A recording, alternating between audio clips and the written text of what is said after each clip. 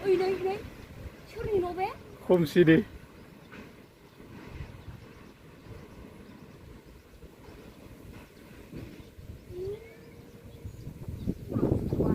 Hi guys, खुलुमबाय commissar बर' चेनेलजोंनो फिनखेबसेबाव बयखौबो गोसो गोरबोजों बरायनो गोनां जाबाय। दाखालि 12 तारिखआव सोरजिपुर डिस्ट्रिक्टनि सिङाव थानाय कयलाजिलि ओनसोलावनो होनजायो 6 नम्बर खथालजिनि होननाय गामियाव मोनसे गिदिर बारहुंखा फैनाय जादोंमोन। बै बारहुंखा जानायाव गोबां खहा जादों। गतिके 8-9 घर खहा जादों, गोबां न' बां थिंफोर बिरनाय लांनाय जादों। बेखायनो गोबां दुखुनांथाव जाथाय बे दैज्लां बोथोराव।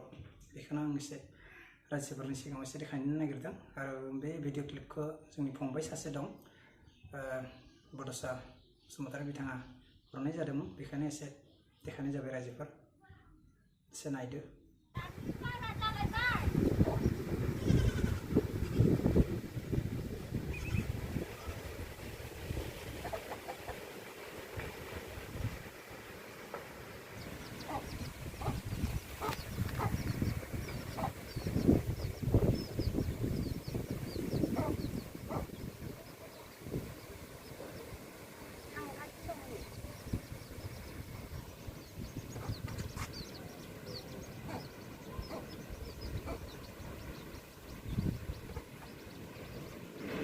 ओइ नै सोरनि न' बे? खोमसिनि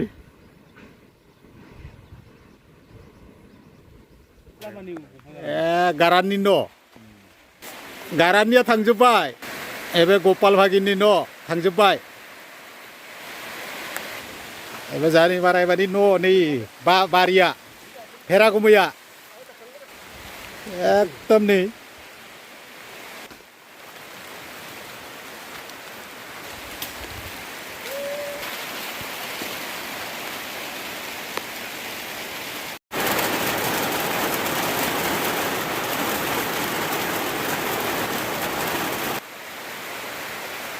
बड'मानि न'आ नै थांबाय।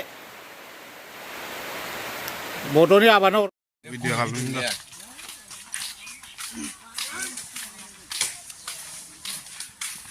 Tahu siara. Yes. Langkauin nama lu. Kunis langkauin nama saya.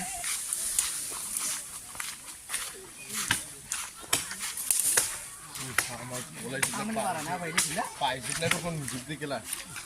Bukan lah, pro. TV nya nggak ketemu juga.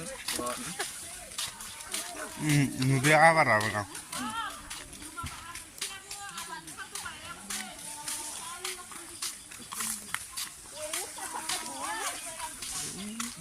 Sao?